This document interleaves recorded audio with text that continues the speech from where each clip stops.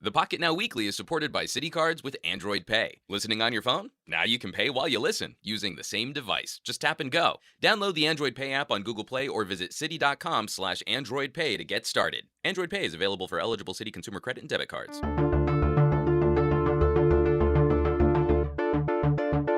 Project Ara might be dead, Galaxy Note 7s are exploding, and Jaime and I are wrapping up our IFA 2016 coverage, so make sure you're charged and ready for episode 216 of the Pocketnow Weekly. Now, this weekly podcast is where we dissect and discuss those gadgets that make our lives mobile. Smartphones, tablets, and wearables. It's all the stuff you wished existed when you were a kid and the only explosions you were really worried about were because of Mentos and soda. Or Pop Rocks and soda if you're a little bit older like we are. Pop Rocks, I was about to say. Pop Rocks, you know, give it to Mikey, he'll eat anything. I'm Juan Carlos Bagnell, senior editor at Pocketnow.com, blasting the signal from Berlin, Germany, where the weather has taken a turn. Sunny days all week, but it seems even the weather is sad that IFA is coming to a close. Yeah, I'm joined this week by Jaime Rivera, my partner in crime during the excursion. Good evening, Jaime. Partner in Starbucks as well. Partner in Starbucks. That might have been the unofficial secondary sponsor of this week's podcast. Staying on our feet. I mean, just case in point. So just to get to our room, we're recording this from our Airbnb at the end of the show, just because we wanted to see everything that we could from the show floor before we started talking to you guys. The Airbnb we just checked into. We just checked into as we were running to try and catch our buses, and then the S-Bahn was closed, so we had to take a circuitous route all the way around the city to get back to where we were supposed to go. And all because the taxi system is collapsed because everybody's leaving. Yeah, there's no way to call a cab, and they're all thieves anyway. Yeah. Yeah, they hear that American accent because I am the dumb American and I can't speak German. But all of a sudden, suddenly our cab ride started getting longer and longer and longer. The Energizer bunnies.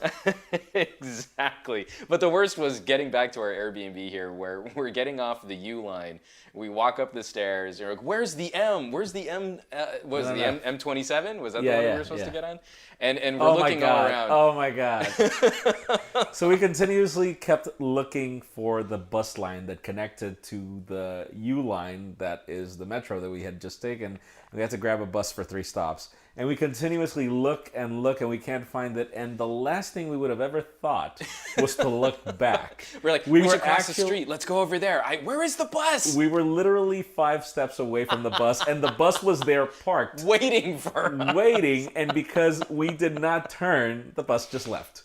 Oh, it was so terrible. That was maybe one of the dumbest traveler experience moments. No, and just a disclaimer for everyone that's ever visited my Google Plus, I don't, and I don't blame you if you don't either. But I do have a Google Plus account somewhere. And my tagline in Google Plus is "Lost in Translation." Yeah. Because it's crazy. We've done so much travel. This, what we do for a living has been a blessing. It allows us to travel to very interesting places, and it is just hilarious when you're in a place where you do not understand anything that people say. Yeah. The beautiful thing about German being an English speaker are these little bits of words and phrases that you can kind of glean onto. Just there's that same sort of evolutionary descent in the German language. But on the whole, I've been lost. So, that was definitely the fun in getting over here. But we're here now. Mm-hmm. This is going to be a slightly different podcast because, unfortunately, we just couldn't find a stable way to do a live broadcast from the show floor, just, us being from out of the country and trying to track data. So you guys are hearing this after the fact. We are pre-recording this. But we are going to be going through your questions and comments. The PNow Weekly hashtag has kind of blown up on us. Obviously, there's some hot news that we've got to tackle right at the very beginning of this show. And I think most pressing, far and away, the most number of comments and questions that we've been getting are about the Galaxy Note 7. Oh, you mean the phone that I'm holding? Yes, I'm very nervous. I'm doing that, like that scene in Ghostbusters where they turn on the power pack in the elevator. Oh, yeah. And they all try and scooch away. It's a good thing that we're on individual lav microphones. We're on little clip-on mics so that I can stay as far away from you as possible in case that thing goes up in flames. And I would feel terrible because this is a lovely little apartment that we found for Airbnb if you were to take a chunk out of it with an exploding phone. It'd be nice. No. I mean, the gas line's over there. Well, first of all, as he goes walking towards the stove, no, come back. So first of all, I think, just in the interest of not turning this into too much of a tomfoolery podcast, I feel we're allowed at least 2 more days of making Galaxy Note 7 explosion jokes. Okay. I feel that's fair. Okay. Let's start with that Twitter comment where who was okay. So I'm sorry, my Twitter feed is not loading for some reason. I'm gonna try and look it up while you describe it. But there, somebody tweeted this photo of a guy of what do you call that? The nightstand, the one that's bedside table. Bedside table with a Galaxy Note 7 box. Clearly, this person has just unboxed his phone for the first time. He's charging it for the first time, and he's got a huge fire extinguisher, a 25-pound fire extinguisher beside it. I could just not stop cracking up. Yeah. We were on the metro yesterday, and I get the tweet, and I look at it, and Juan was like, "What's wrong?" Because I could not stop laughing. And it was one of those things too, because you weren't even trying to, like you tell a funny joke in public, and you kind of do a little chuckle. Like you weren't even trying to contain. No, I couldn't. I just couldn't. The sight hilarious. of it was so perfectly sent. So this came to us courtesy of Happy Saini Rahul, which I've probably just butchered your last name. Sorry about that, Rahul. You did. Good job. But yeah, well, you can always congratulate me on butchering someone's name. But what was hysterical for me. So we get that tweet. We're finally back at the hotel. We're tired because we've been on the show floor again. We try to go up to our rooms, and the elevators are on lockdown because someone tripped the fire alarm. Oh my in God! our hotel. I forgot. And of course, everyone down there is like, I guess another Galaxy Note 7. No, so we go down, and the funny part is, we were staying at the Grand Hyatt, and the Grand Hyatt had a lot of media from the United States. Pretty much almost all media from the United States was staying in that hotel. It was definitely party central for the Americans. Beautiful area, by the way. That sector where the Grand Hyatt is gorgeous. But the funny part was, I'm like, could it be that a Galaxy Note 7 just caught fire? And the only reason why I said it is because obviously most of us there were carrying Galaxy Note 7s. We had just finished reviewing the phone, and we still have our review units. Oh, totally. I wonder how that's going to play. Because your unit is already waiting. I just got confirmation that the Note 7 that I'm going to be doing some of our rebuttal videos and the camera tests and all that fun stuff is now waiting for me in Los Angeles, and I'm afraid for the life of my mother and child that it might just go up in flames before I can get back to them. And But tell me something. Okay, so how do you feel about all this drama? Because, jokes aside... Right. We should probably actually talk about... Jokes aside, I am sad. No, this is definitely... So, okay, this is definitely a sad situation for a phone that is as accomplished a device as the Note 7 is. And it's upsetting because this is also one of those high-profile devices that a lot of people got their hopes up for. Exactly. The Note is a phone. Me. Oh, for both of us, absolutely. Yeah. The Note is a phone you wait for. Yeah. You hold off on purchasing decisions until you see it. Yeah. And for this to come down the pipe means that there are going to be a lot of really disappointed people out there. And ultimately, that's what's sad. I think in terms of the response... I do wish that Samsung, Consumer Reports went off on their terror, criticizing Samsung for their response to this. Yeah. I actually think Samsung has done a good job in addressing the safety side of it. But I agree with you, and I hope you can explain this a little bit better to our viewers, because you read up on this better than I did, that their sort of consumer response, that the trade-in response, is probably something they could have handled better. Okay, so here's the thing. If I held off for Note 7, it's because I want a Note 7. A Note 7. It's just so funny when you walk into a restaurant and when something goes wrong, the waiter is just like, oh, we can give you, or they call the manager and the manager's, no, we can give you a full refund. They did that to me once at a restaurant, and I'm like, do you really believe that if I drove all the way over here, across town to because eat this I want food. to eat here, what I want is my money back? No. I came here for this phone. Exactly. The people that have held off, and listen, okay, first of all, disclaimer, I'm not throwing this against Samsung. They have a problem and they're trying to fix it. Well, the problem is that right now the recall is you get a Galaxy S7 or a Galaxy S7 Edge and a gift card in the case of some carriers. Because why? Obviously, they're making this recall, and it's not like if they're offering you another Note 7 in all cases. Right. And what you really want, you held off, you waited. For the Note 7. You want a Note 7. Totally. So, and the second problem is they're giving you a timeline. You have until September 30th. Yeah. So what is it? What is going to happen to all these people? What, the Note 7 is just going to die as a lineup, or what's going to happen with the people that just now? If you tell me that you're going to lend me a Galaxy S7 Edge temporarily, even if it's a refurb, yeah, that could have been an acceptable compromise. That could have been an acceptable compromise, or the second one, which I feel is the top one. Sammy, listen, in the United States, Samsung only has 6 stores. What's the size of the population in the United States? I think we were around 350 million. Okay, so there are 6 Samsung stores repair centers, right, for a third of a billion people. For a third of a billion people, where if you have any problem with an iPhone, you just set up an appointment at a Genius Bar. Yeah. And so I understand Samsung's response, though, because this is where I got a little frustrated. Safety first, fine. No, safety first. But this is where I got frustrated is we're early on in the news cycle for this being a problem. Yeah. So I can appreciate that Samsung might not know what the serial numbers are for affected devices. Yeah. And that this is their initial what batch response. is the one that's being affected. Exactly, because we cannot believe that all Note 7s will be affected. But if a higher number than what might be deemed acceptable in terms of risk management are affected, when do we start getting disclosure on serial numbers that might be more likely to have this problem than other devices? Right, because for consumers to make the decision, because I understand that the only phone that comes close that they can offer immediately and that they're not going to be afraid to offer as a replacement is the S7 Edge. But the problem that is not a Note. Right. The problem is I kind of don't want to return my Note. I'm not having overheating issues. I'm using only the approved chargers. So I kind of don't want to return my phone. I want to continue using it. This is the phone that I've been waiting for. Okay, so just for the record, I've been using the Galaxy Note since version 2. Yeah, that's the one I jumped on too. You know, I reviewed the first Note, and the second Note was the one that won me over. Absolutely. So I really don't want to stop using the Note 7. No. It is useful to me. And from all of the improvements and all of the upgrades, the new software that we've seen over the Note 5, I'm actually probably more likely to start picking up my Note 4 again, because I felt like the jump from Note 5 to Note 7 was substantial in terms of all of the software features and the security features and everything else. And me personally, I don't love the Note 5 as much as I just sort of cherished. No, I don't. But the reason why I don't like the Note 5, I like everything except the storage problems. Yeah, I mean, exactly. I ran out of storage, I think, by the 3rd month.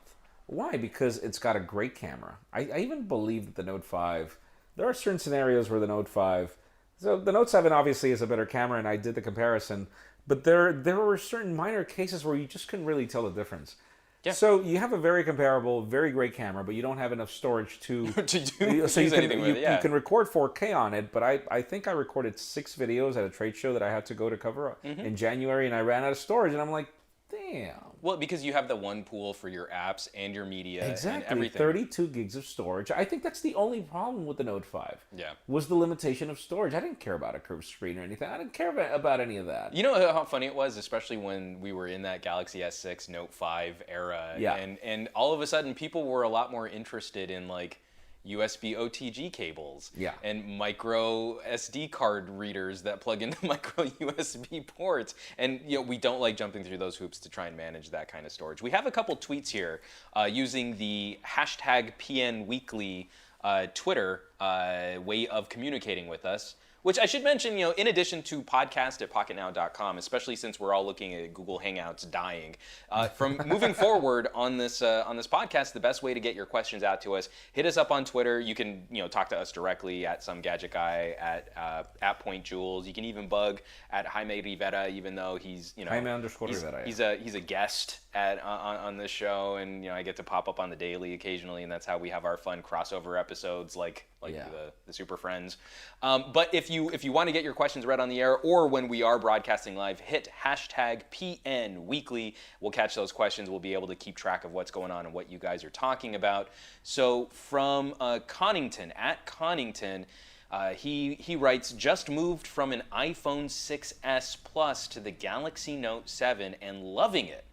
Worried, Ari, the replacement program, how do you guys feel? So this is a person who even jumped ecosystems to get onto the Note, and I think that is, again, a perfect summation of why this is such a sad story. No, you saw my comparison.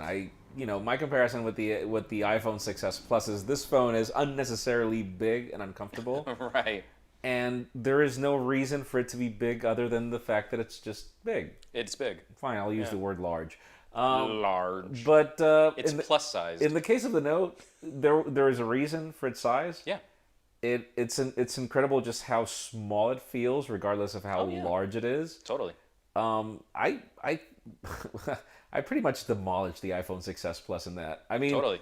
You've seen me. I've been carrying it in the roller bag all this time. Yes, as my backup for the microphone. And this iPhone has not left the roller bag. It has not left the roller bag for any reason. The only thing in favor of that iPhone 6s Plus, we have to recognize this from Apple. The battery life on that phone is insane. So I guess one of the questions I would have, and again, we are not qualified to actually completely answer this question, but just in terms of our feelings, in terms of our feels, first of all, I guess I would caution, use Samsung-approved chargers and cables. Always. That's a safety net. Yeah. So there's no guarantee that the problem might not be with some of that power management hardware. And I'm glad you mentioned that because I think Samsung. Oh, so these are two phones where I've noticed that they simply don't perform the same with other chargers. No, they don't. HTC phones, HTC phones, and Samsung phones. I don't know what it is about the charging technology. Obviously, I think there's more communication going between the phone and the charger. Exactly. Yeah. And in the case of the Galaxy, ever since the Galaxy S4, I have noticed this. If you charge it against any other wall charger, it just does not perform the same. The battery does not last the same, and the phone heats up. So I follow with your advice. Use, and if you break it or if it tore or you lost it, I think it's worth the investment for you to buy. Go directly back to Samsung to get replacements until we get a better idea of what's coming down the pipe. And even if you buy these, like for example, I never buy chargers on eBay. This is one of those things where I go directly to Amazon and I verify that the seller is Amazon. I'm paranoid enough because there is a Samsung kiosk in a mall about 2 miles away from my place. Okay. I will be going, now that I have a Note 7 review unit, to get a spare cable and charger, because I need a spare cable and charger. Yeah. I will be going to the Samsung kiosk to go and buy it. So again, I want to say, I want to be careful in recommending any course of action. Of course, it's up to the user to decide what risk they're comfortable with. But I feel if we can start to maybe get a little bit more information out of Samsung, it could be worth it to wait, to not jump immediately on this recall but the thing program. is, you have a timeline. You have until September 30th. Well, I was going to say, the entire month of September, if you wait 2 weeks to hopefully get some more information that Samsung can deliver, because I have to believe that Samsung employees, Samsung engineers are trying to determine what the actual batch of problem devices are. And so even in that 2-week period, again, I can't recommend someone do this if they're not if they're not comfortable with that level of risk. But if you're really loving this phone and it's not exhibiting any strange behavior, you are sticking with the approved, officially licensed cables and chargers from Samsung, and you feel like that's an acceptable risk for you, I would say the 2 weeks might be worth it to wait and see what happens, to see if you're comfortable keeping the phone, if you want to replace the phone, if you want to just get rid of the phone, however you want to act. And Samsung, if you're listening, and I'm sure you are. Totally are. How about if we bring back the replaceable battery? Can you imagine? Okay. I was just thinking about MacBooks when MacBook batteries had There problems. is a specific case that we cannot talk about.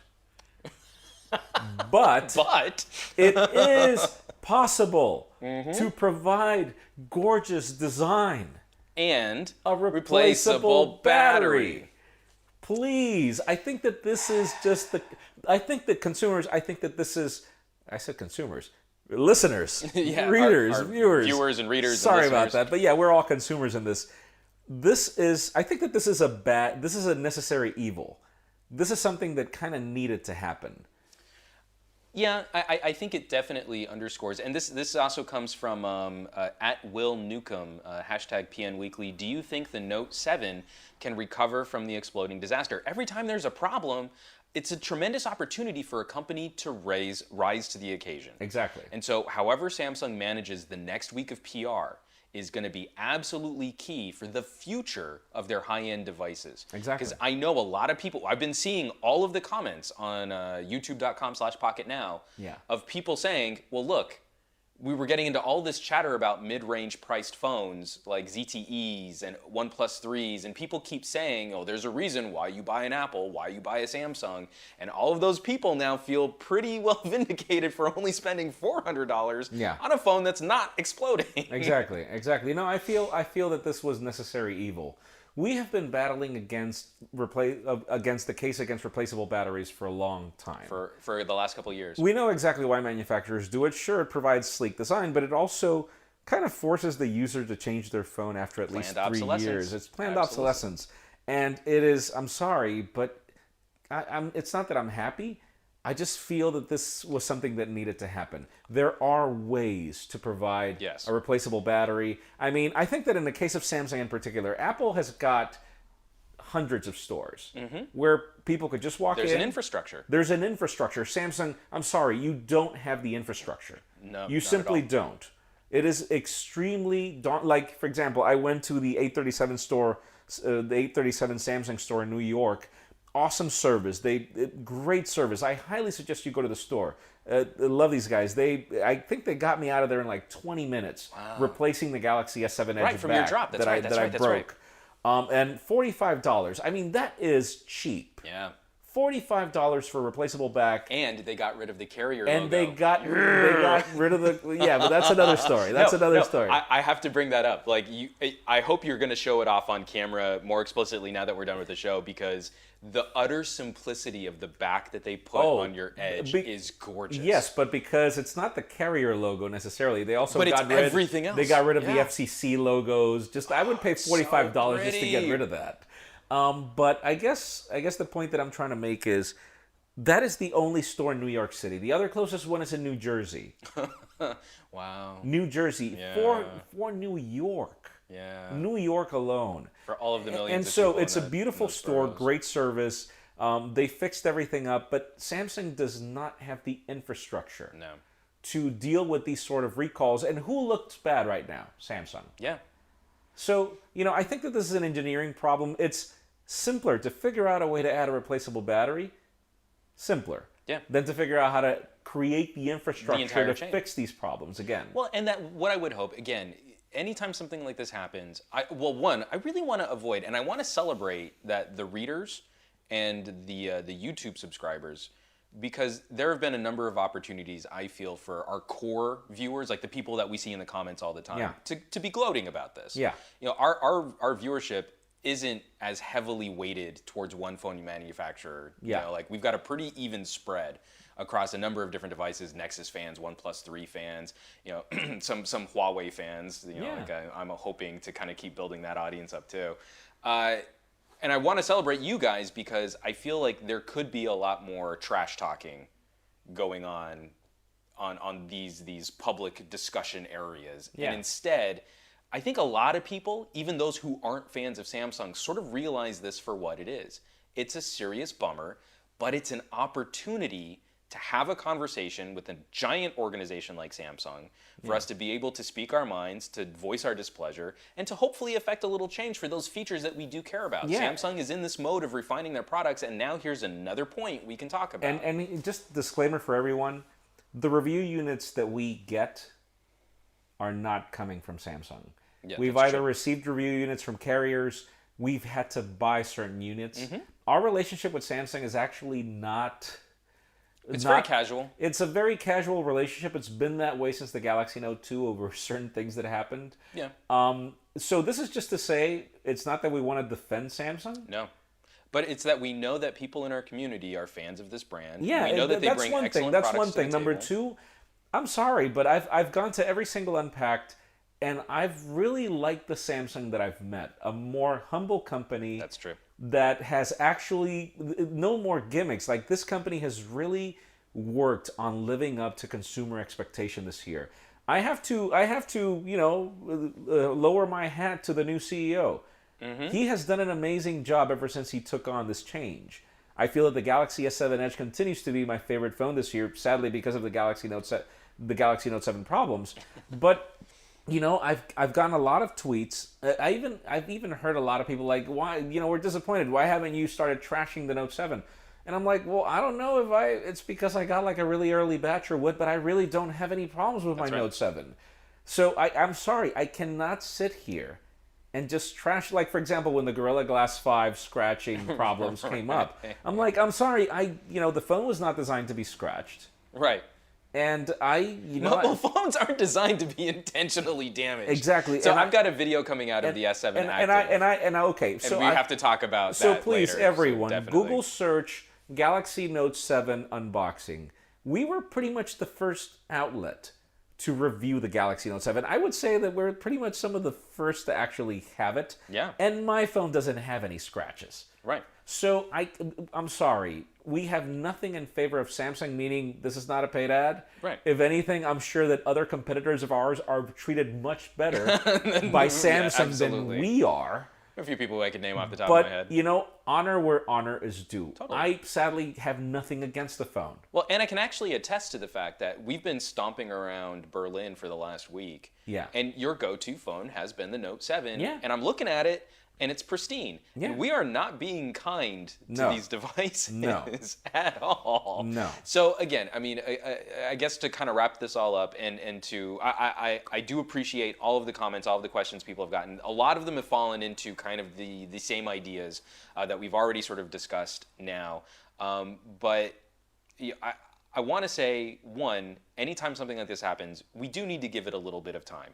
Yeah. Obviously, time is of the essence for current Note 7 owners, because you only have till the end of the month to decide for yourself what you want to do about this situation. But I don't think that taking an additional week from the time you hear this would necessarily be a bad plan. Right. Hopefully we get a little more information. Hopefully Samsung can also expand on some of their support infrastructure for meeting, I feel, customers' expectations. Yeah. And again, that's an opportunity for Samsung to rise to the occasion, and I want to give them the benefit of the doubt that they will get there. If they don't get there, you will hear about it ad nauseum on the daily on the weekly. Yeah. I have no problem. You know me. I mean, Monday jokes. I could totally shift Monday jokes to Galaxy Note 7. Totally. I mean, I've spent the week not doing the daily, and I already miss how many jokes I would have ever. So many puns. So many jokes. Yeah. So I want to shift gears real quick. I feel we've done our due diligence in chatting up the Note 7, chatting about the Note 7. So one of the other hot topics that we caught word of while we were stomping around IFA was about Project Ara. Or the lack thereof. Well, and that's exactly what I want to spend just a couple minutes talking about is modular phones and Google pulling the plug. Supposedly pulling the plug. I think the story as it stands right now is that they're hoping someone will buy it or license it so that the project can continue outside of Google's purview. I don't think it's going to happen. But I really feel like the last time you were on, I feel we had a discussion about sort of modular phones. We were talking about the G5. We did. I feel like, for example, Moto mods. I think, I don't know, I feel that, so Google sold Motorola to Lenovo. And I think that Lenovo really, even if the Moto Z is not my favorite phone of the year, they really killed it with that modular concept. Absolutely. Without having to affect the design, they just built a very thin phone and then figured out a way to snap things at the back. It reminds me of the old compact iPad days, and I love it. That sleeve system was so totally sharp. love it. I love it, even though I hate the phone. That. Why do I hate the phone? The fingerprint scanner, the placement, and the fact that it behaves as a power button. That's stupid. I really do need to do that review rebuttal, but I'm just going to totally trash the phone. I think that's fair. I think it's the greatest strength of our channel is the fact that we don't agree about a lot of things. We don't agree. We have different backgrounds. But here's the problem with Project Ara. Here you have Google trying to continue a project that started in Motorola. And the whole idea was, let's make a phone fully modular. And then here comes Lenovo's Moto, and figured out a way to do it in a much more graceful way. So I want you to think about this. Would you, Juan, consider... I feel that the consumer, even though the consumer lifestyle today is about, yeah, sure, we would love to swap one thing or swap the other eventually. Right. Think about it. Would you, Juan, really want to drive the same car for 10 years? Well, and I can just like pop out the engine when I want a new engine, and I can put new rims on it when I want new rims, Sadly, and change the doors. Okay, so and I feel you on that, absolutely. I feel that the concept of Project Ara was flawed mainly because the whole concept was, if I want to upgrade my camera, I just swap it. If I want to upgrade this, I just swap it. If I want to choose this or that, true. Let's just try to pull back the cassette tape here all the way back until the birth of the Apple II. Right, hit the rewind button. The birth of the Apple II. The Apple I was a hobbyist computer. It was literally a board. Soldered together and put in a wood box. Exactly, in a wood box. And then Steve Jobs was like, no, why should people have to worry about... I feel there are so many stories where the punchline to the story was, and then Steve Jobs said no. But why? Think about it. No, I know, exactly. The guy was not a hobbyist. No. He was actually not that much of a geek. No. And so he's like, shoot, all right. All right, so let me think about this. So I have to figure out where I get the keyboard, then I figure out where I get the so it's such a complicated process. Then think about it. What is the size of the market of people that would care to carry such a bulky and ugly phone just because you can swap things from it? Okay, so to be fair, I mean, some of the most recent images that we've seen of Project Ara have gotten much better looking. They remind me of Optimus Prime. No. Well, but again, I mean, you're talking to someone who uses Optimus Prime as his Google Plus profile picture. Well, he does look better than you, but... Yeah, I know. I mean, I've got to... This is why I do the podcast and you do the daily, because I have a face made for radio. So when we're looking at something, because I totally appreciate what you're saying, because I feel it's absolutely indicative of what happened to the PC market. Yes. I am an enthusiast. So am I. I want to build exactly the machine that I want. So am I. But I think outside of that, all of those parts, all of those pieces, where perfect becomes the enemy of consumer good enough. And Project Ara, because I'm totally with you on this, I think Project Ara was going to be a bit too much. And I think the time for a consumer building their own phone to exactly the specifications that they want has passed. I think enough of these devices at cheaper price points have gotten so good at doing mostly everything that you can now pick. So like, you know, I'm looking at all these $400 phones, and this is what's been so exciting for me about 2016, is this $400 price point where you can say, do you want the loudest audio? Axon. Do you want the best still photos? Honor. Do you want the best all-rounder with the best video? OnePlus 3. We have, you know, everything else is good. Yeah. Nothing is bad. Yeah. Everything else is good. So then you can say, that's about as much modularity as I need. Exactly. It's the whole phone. And I want you to think about this. And I use a lot of history because it's just the way the market has evolved. When was the last time that you saw somebody with a built-up PC? I mean, you don't see that. I remember my first ever PC was 1992. I know, that was a while ago. But I remember when I bought my first compact Presario in the year 2000, it was no longer a clone PC, which was a clone box. It was a name brand with its own box and casing. Exactly, and something weird. No. This was... I remember that when I saw it at the store, I was like, wow, this computer is so beautiful. Yeah. The trend has been that these companies have invested so much in design over time. Oh, totally. They've made computers so pretty. When was the last time you saw a laptop with a hard drive you can easily replace? Oh, yeah. I mean, like outside of, again, business grade components. That doesn't exist anymore. It doesn't exist anymore. That doesn't exist anymore. No. And I'll give you an example. My Retina display MacBook Pro is first generation 2012. It still bangs like crazy. Obviously, I went for the more expensive, full blown with the discrete graphics and everything. But this computer is the one in charge of editing the daily, plus whatever editorial video I'm doing every day. This thing produces 8 to 9 videos a week and without still kicking coughing. Just fine. Yeah. So I feel that I see people that are still using an iPhone 4 and they're happy. Yeah. I see people that are still using I know people that are still using the Galaxy S4 and they're fine. I feel that, you know... Well, and they're probably doing better because they could just pop the battery out. They could just pop the battery out, exactly. and add expandable storage, you know, I'm sure. But I guess the point that I'm trying to make is this product is too little too late. And I mean, to your point too, especially looking at things like the PC market, when there are opportunities, like in covering IFA, we saw Acer and ASUS. Oh yeah.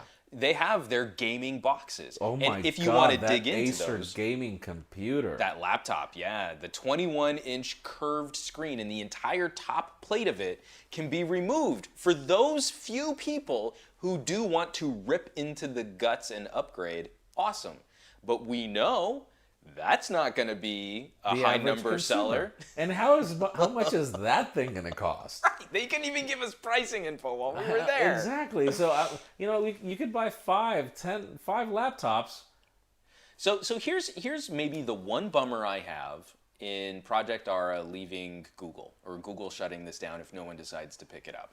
The one area where I really feel that modularity could have made inroads and could have maybe been accepted would have been a notion of some kind of business or enterprise solution, where you can have a frame and you want to sell it to an airline. They can use that as a point of sale system. Yeah, or you can then sell it to barcode shipping. No, I mean they just sell you one product and then you attach the barcode scanner. Right. And not have to buy phones that have a barcode scanner and then Exactly. We've seen a lot of I do get your point. Yeah.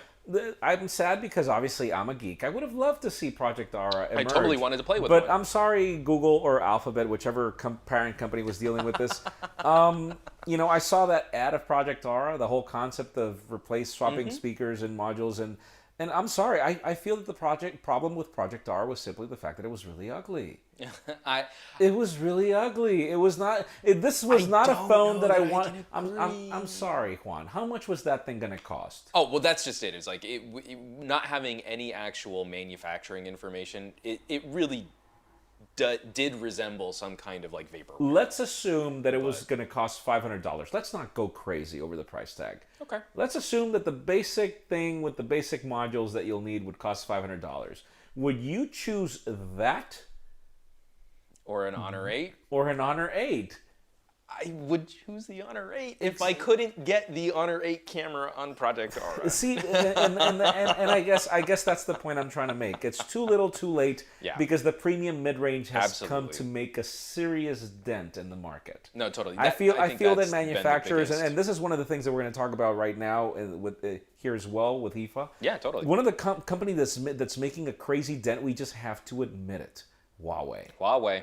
We have to admit it. What are my two go-to phones right now? Obviously, the Galaxy Note 7, but the other one is my Nexus 6P. Absolutely. I feel that Huawei. I don't know if that was in the next up in the topics. We're gonna jump to it. Let's jump to IFA. Let's do it. Let's jump to IFA.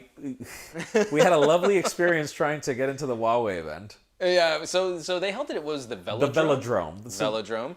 And we got dropped off on the wrong side of the venue. We got dropped off at the top of the building. Yeah, right. It's a giant circle that sort of sunk into the ground. Yeah. And so we were dropped off at the opposite top side of it when really we needed to be sent to like the underground bottom of it.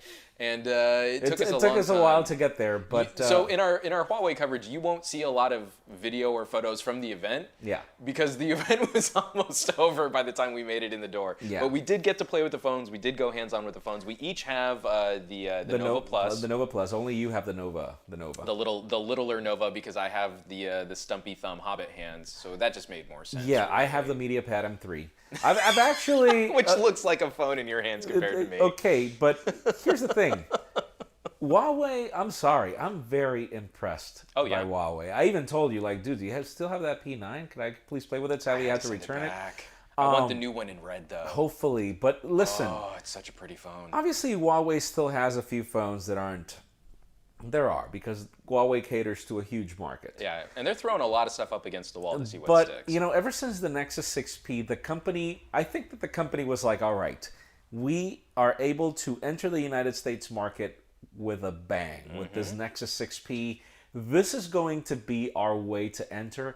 Let's not pull back the throttle. Let's really go for it. And, you've reviewed almost all the Huawei phones that have reached the United States. From the Honor 5X on, that's been my beat right now, and it's actually been exciting to watch that evolution happen, too. And in your case, it's not like if you don't have a Galaxy S7 as part of your review devices, you have the LG G5. Yeah. You have all these phones, and still you are using the Honor 8 right now. Yeah, so full disclosure, Huawei is not sponsoring this podcast. Yes, I know that they're sponsoring other companies, other. Oh yeah, there were a bunch of like YouTubers who were out there sponsored by Huawei. We are not. We did not get to benefit from that. You got to see it every one of our videos. Our sponsor is XCOM Global. Yeah, right. For the video coverage. For the full IFA coverage. So I made it to Berlin using the Nexus 5X with my Project Fi SIM.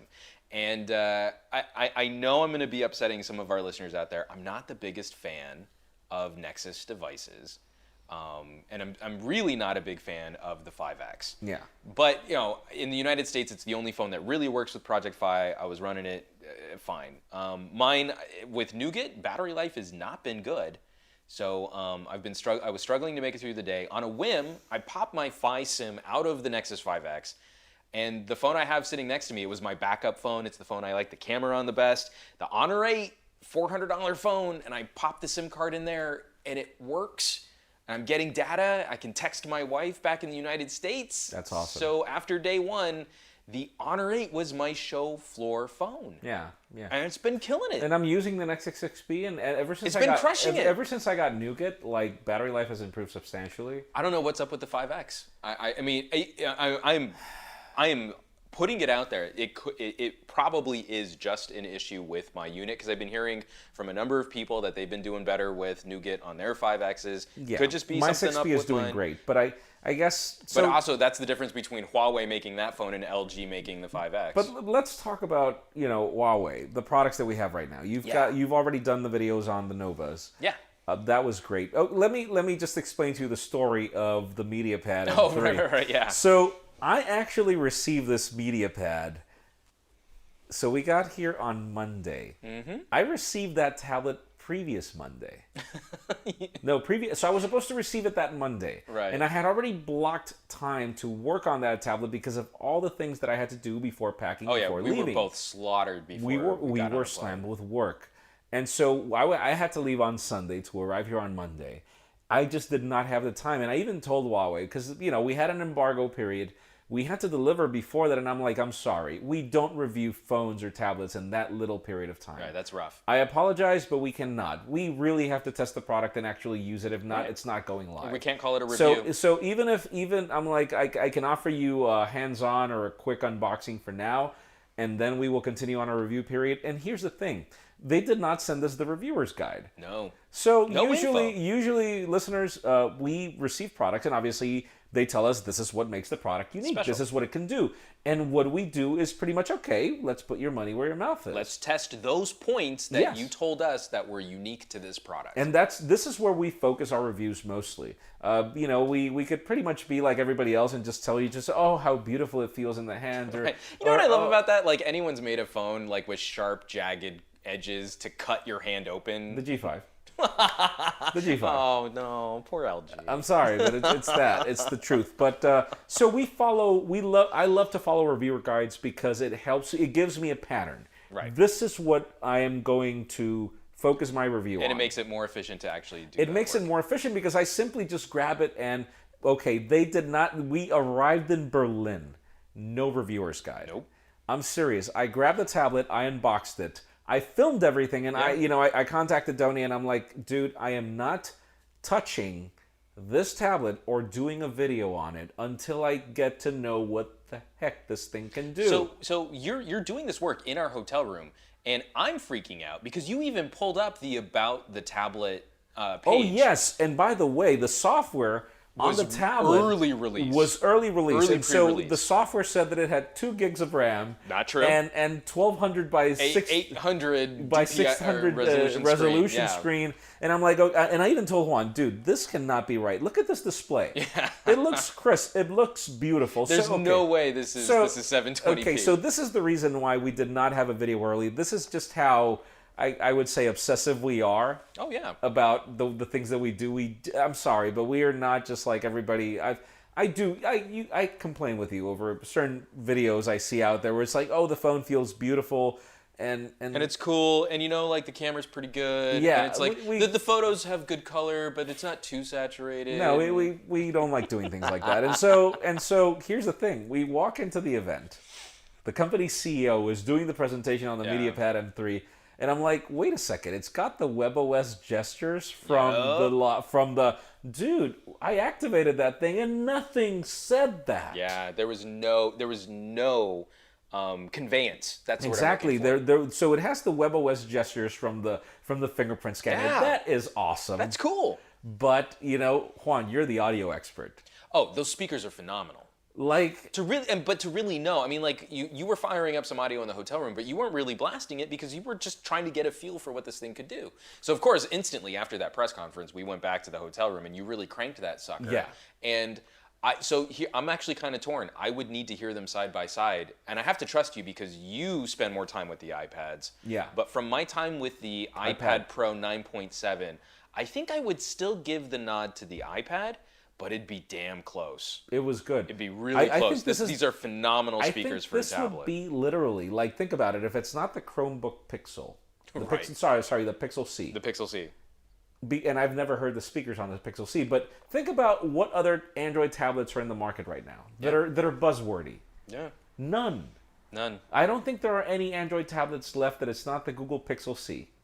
Well, I mean, like the manufacturers are making them, but there isn't like a think about it. Samsung, the tablet, the Tab S. Yeah. From Samsung, that would be the Samsung flagship tablet.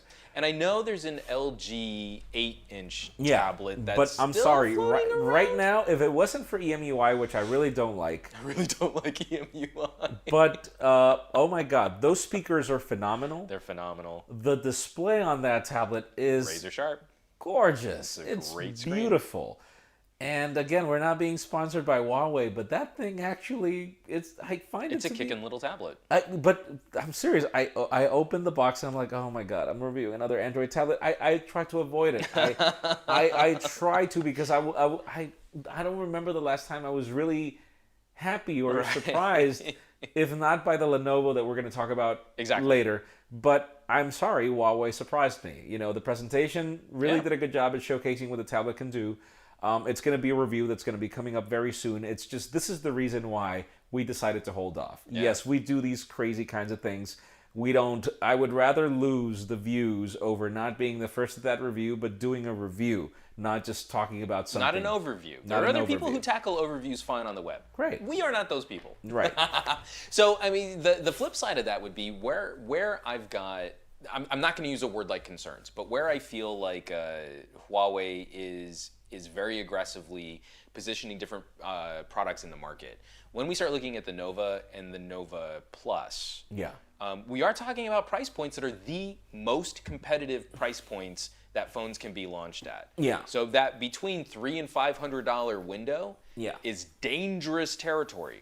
And so I think it's fair to say, like the most common criticism of the Nova Plus video that I put out there. Yeah. He's pulling it out of his bag, so you'll probably hear some wrapper crinkling. Yeah, this is fresh out of the box for him right now. Because you're hearing the live unboxing of a Nova, of a Huawei Nova so Plus. I let somebody borrow it temporarily. So it's a great looking phone. I've already started playing with the camera. I'm feeling pretty positive on some of those early camera shots. Mm-hmm. I haven't had a chance to really sit down and listen to the audio. And also, I think Huawei fingerprint sensors are some of the best on the market at any price point. I mean, look at this. This looks like a Mate S. It's like this was the evolution, and I think the Mate lineup is dying, and this is the next. And this is what's going to replace it. This is what's so I feel like the fairest criticism, though, that we've seen levied is that this is rocking a Qualcomm 625 processor, and it's priced in territory where some manufacturers are able to put in Qualcomm 650s or Qualcomm 800s. Yeah. And that's really the one issue I'm going to have to sit down and really test is that kind of price per performance. But this thing to see doesn't where we're landing. It doesn't look huge. No, 5.5-inch screen, and it fits in my hand. Yeah, but the curves around it just make it look smaller than it really is. So here's what's funny, though. Or it's not funny. Everyone knows what I'm going to say. Is that now I'm personally leaning a little more towards the regular Nova. It's that little bit smaller. It's that 5-inch screen. But also, I like the design on the back. It looks more like the MediaPad. Yes, 1, 2. It's got a little of that 6P. But wait a second. DNA. And what did you do with your Nova Plus? Oh, my Nova Plus is in the bag. No, you dented it. Yeah. Well, okay. So I'm not going to say I dented it. But it's got a dent. But it's got a dent in it, and so I'm not entirely sure how that happened. It's been in my pocket. It was a phone that I had with me on the show floor. But the only other thing that was ever in that pocket was my Honor 8. Yeah. So if maybe I sat down in my uber well-fitting Levi 501s. Uber. And maybe the stress of my pockets and two phones rubbing against each other might have caused that little bit of a dent. But that's giving me a little bit of a concern over the build quality at this price point. Yeah. But that's also sort of another point for, I feel like, why I'm enjoying the smaller Nova better. Yeah. I think it's a cleaner looking phone, and I'm hoping that smaller screen is going to be a benefit for battery life. Yeah. And so we'll be testing through all of these. I think it'll be fun to maybe even split these reviews up a little, like we can tag team both phones. Yeah, that'd be awesome. Since you've got the hand size and I've got this.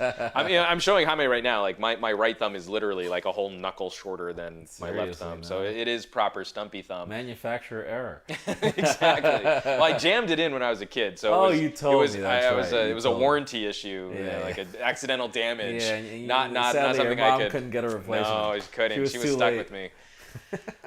Way past that return date. So I think we should shift gears again. So Huawei was hot. I think what else was hot? This was a great year for wearables and watches. Which is not necessarily a good thing. Oh, okay. Okay, but that's going to be the other segment. Okay, no. Okay. We'll definitely have to circle around that. IFA 2016 was a show of wearables, pretty much. Show of wearables and IoT, which we're going to have to talk about. IoT, which we're going to have to talk about. But I think the Gear S3 was probably my favorite. That was your standout for the show. That was my standout for the show, and I think it was the standout in general. It's the video that has the most amount of views.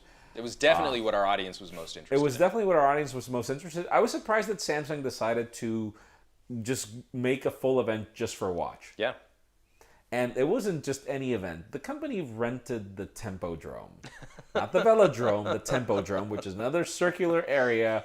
It was gorgeous. I was able to get front row seats just like when we went to the Galaxy Note 7 event. Nice. That was cool. And then the demo area was below below the stage. That was really cool how they figured that one out. But I guess the Gear S3 is, and Samsung made a very big point during the presentation. We don't want to make geeky watches anymore. Right. We want to make a watch that looks like a real timepiece, but that's also a smartwatch. Yeah. And so the Gear S3 is really, the company's even leaving the Gear S2 behind. They're leaving it as part of the lineup. Mm-hmm. So you've got the Gear Fit 2. Sorry, you've got the Gear Fit 2, you've got the Gear S2 and the Gear S3. That's the wearable lineup for Samsung right now. I think that's a good spread. And so you got the fitness one, and apparently I haven't been able to test the Gear Fit 2 because I've been injured. But the Gear S2, sadly, wasn't a very good looking watch in my opinion. Oh, no. I completely agree. We've talked about this where it's not that the front bezel doesn't look nice. I think it looks nice. It's plasticky, but it looks nice. In the case of the Gear S2 Classic, but then in the case of the Sport one, I don't know. I think it was just too much money for a watch that looks just too geeky. Yeah. Whereas in the case totally agree with that. In the case of the Gear S3, you feel like if you're holding a high-end watch. It starts to look a little more like a Movado. It looks beautiful. It looks beautiful. I'm sorry, I hate Tizen. I probably will trash it in the review because I listen. I don't care about the rotate. But a big part of putting something on your wrist is the fact that it's got to complement the style, and I think Samsung nailed that. For me, the Gear S3, the Frontier variant, the beefier and hopefully LTE variant that I'll try to get for review. Nice. Forget about Tizen. I don't care about the rotating bezel. I never use it. I don't care about any of that whole rotating. I don't care about any of that. The watch is beautiful. Yeah. The watch is really, really fancy. Mm-hmm. It looks like something I want to wear.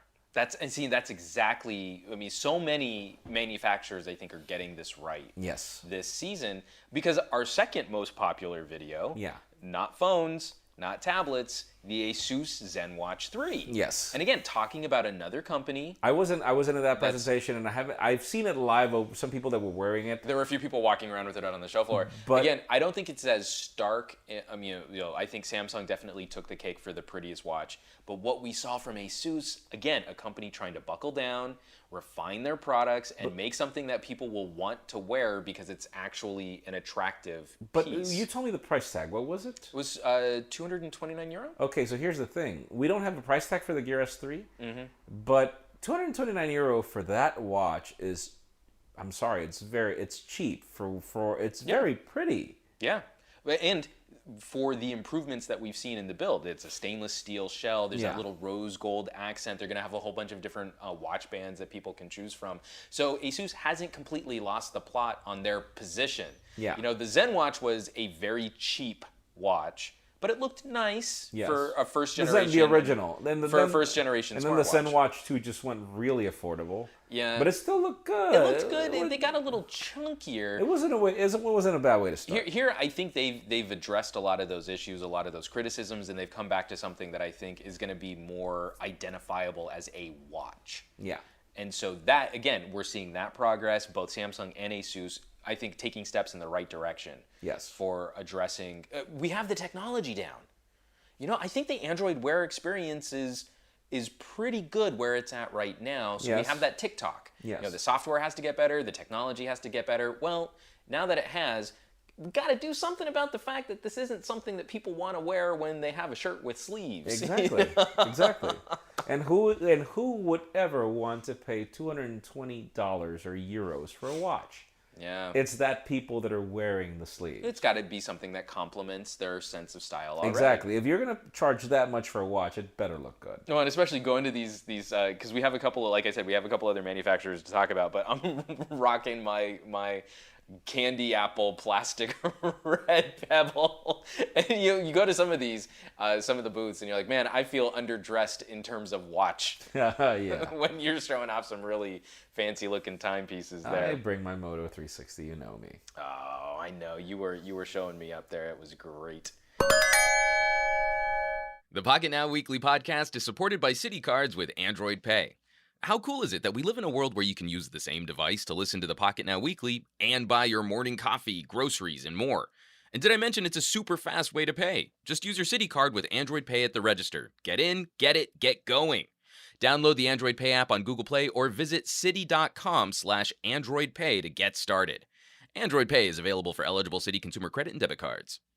So one thing that I do want to put out there as an appeal to our listeners, we talked about this on the recap video that you guys are going to be able to see on the YouTube channel.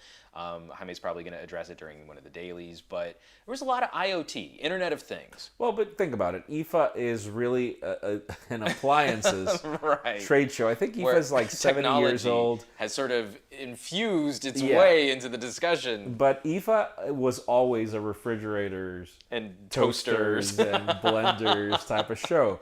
It's more of the CES. Like if you go to CES, you will see the consumer electronics. As Tony would gladly say, the Android-powered toaster. Well, I mean, so case in point, I mean, like Huawei was probably the biggest manufacturer to talk about smartphones. You spent a little time with the Axon 7. Yes. I'm sorry, the Axon 7 Mini. Yes. The smaller version of that. Getting pretty positive responses from that? Well, it's not a mini, and you'll notice that in my video. It's not a mini phone. It's 0.3 inches. I went to the booth. It felt like a regular sized phone. It looks like an Axon 7, which is not a bad thing. No, it's not. The problem is it's not really a smaller Axon. What it is this is the premium mid-ranger. Right. Everyone thought that the Axon 7 was going to be a premium mid-ranger. Then I get on the flight to Shanghai. Mm-hmm. They give me the original review unit that we received, and I'm like, this is Snapdragon 820. Yeah. It's a top tier phone. It's a top tier phone. So pretty much the Mini is their premium mid-ranger. Right. And the price tag is $299. Mm-hmm. $299. Putting that up against like Moto G's. Dude, like the Nova. Okay, that's where the case of the Nova just gets lost. Yeah. The Axon Mini just completely annihilates it because it's got pretty much everything. Yeah. For $100 less? For $100 less. No, almost $150 in the case of the Nova Plus. Right. So my God, ZTE. Well, your review of the ZTE of the Axon 7. So you get the same audio. So you get a lesser processor, lesser RAM, a lesser starting point with storage, but it's still dual SIM. It's still expandable storage. Totally. Yeah. And you still get the same audio drivers that nearly broke My Juan testing Carlos' bench. Yeah. testing bench.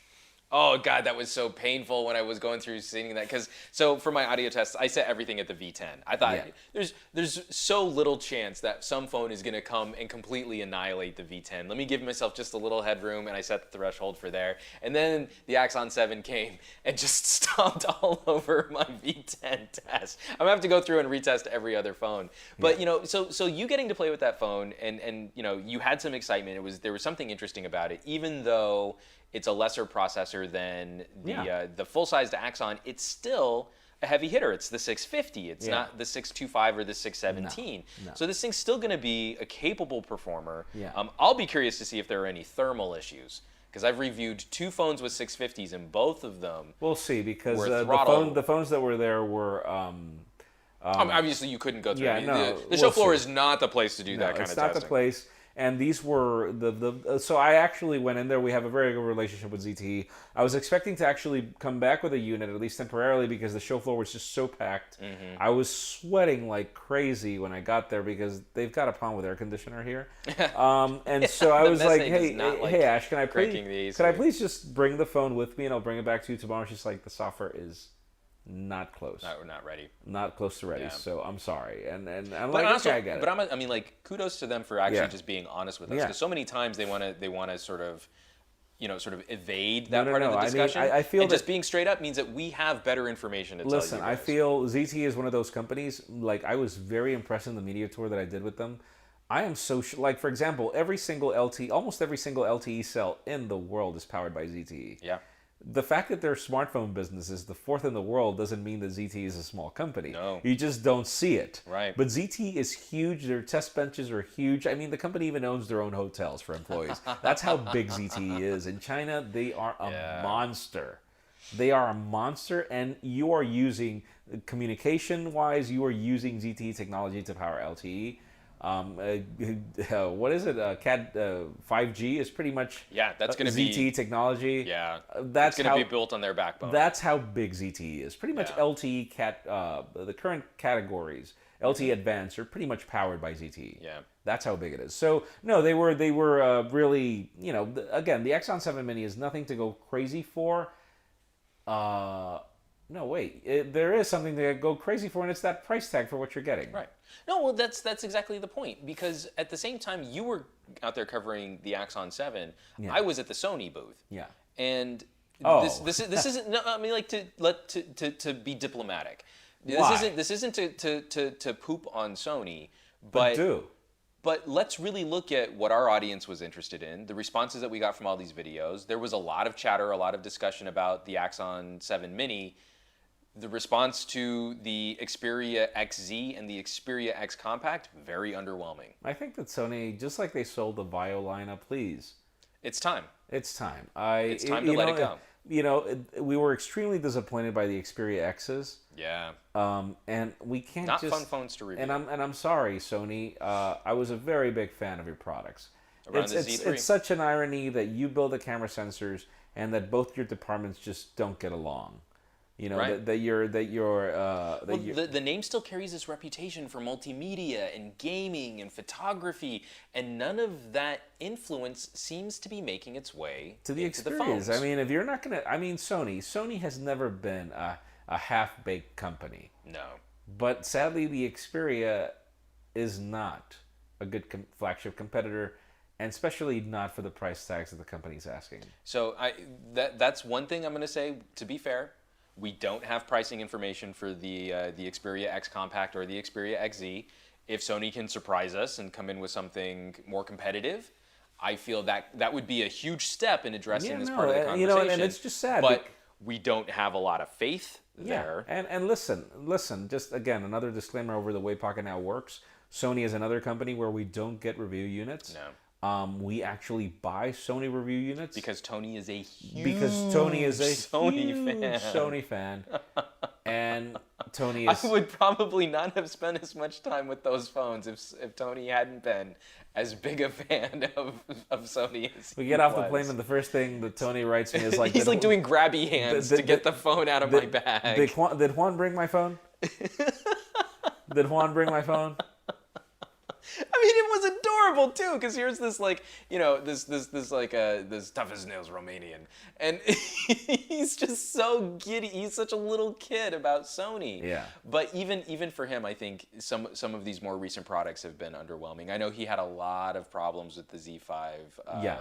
Z5 Premium, is that what it was called? The one with the 4K screen? Yes. Because he had issues with the fingerprint scanner on his. Yeah. So, I mean, even for him, some of that luster of a brand that he loves, a brand he adores, is starting to tarnish a bit. Yeah. And so for the rest of us, as it's becoming increasingly more difficult to... Because again, I personally, and I think you would probably sort of agree with me, I tend to not make purchasing recommendations for people as much as I want to be a resource for information for someone to help their purchase making decision making. The problem is... But I don't ever want to be the guy who says, this phone is worth it, this phone is not. Well, here's the But thing. Sony has been testing that hypothesis a lot lately. Oh, yeah. But no, in my case, the way I recommend phones, usually people don't tell me, like, which is the best phone right now. They're like, what would you buy? The iPhone 6s Plus or the Galaxy S or the Galaxy Note 7? Right. Those are the approaches that I get, and I'm like, okay, what do you want the phone for? And based on that, I'm like, okay, Right. this phone is better for that. This phone is better for Exactly. There's got to be some context. Yeah. It's not me saying the best phone to buy right now that. is No, this. I'm like, It's what do me you saying, what do you care about? I want a phone with a good camera and a good battery. Go for the iPhone 6s Plus. But if you want a phone with the best camera Right. and regular battery, Note 7. Just make sure to stop by and get your fire extinguisher. Right. Well, I mean, if you don't need the S Pen, get the S7 Edge. Yeah. Pretty much. So the but so to kind of wrap up, we did spend some time with Sony. I am hoping that we see something else there, but I completely agree. Well, it's time to let that go if they're not going to be striving To take it seriously for the type of competitive, exciting, innovative company that this brand name used to represent. Because I'll tell you, I was at the Sony booth. I had an entire kiosk of phones to play with all to myself. because nobody was there. No one was there, and I could not wedge my small frame in between the people over at Sony cameras. No, that's what I was about to say. People are going crazy The camera over station Sony cameras. was nuts. Yeah. So I think, again, that's kind of telling, where Sony's putting their resources and what they could definitely be doing better. Wait a second, because I don't want you to wrap up disappointments without Yeah. me adding another one. So, Okay. Please do tell. I guess we already talked about the fact that IFA was more IoT, more about the Android-powered toaster.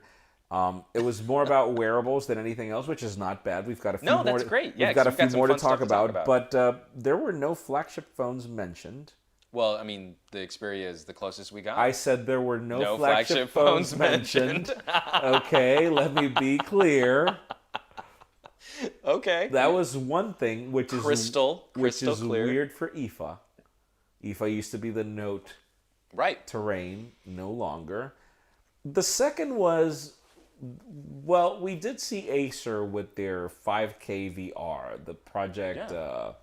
What's the name of the project? Star VR. Star VR. I actually did that video. Sadly, I wasn't able to test Star VR because there was a huge line there. They were going really slow. And they were going really slow. This was great 5K. Acer really impressed with their gaming Predator lineup. That's great. A partnership with IMAX of all places. Of IMAX, yeah. I mean, the whole plan there. of bringing film. Like, you watch a movie and the idea is for you to actually be able to enjoy a behind-the-scenes look at what it was like to film the movie through VR. Or to expand the story to... I think that's very cool. Yeah, but definitely. The problem is that was it for VR.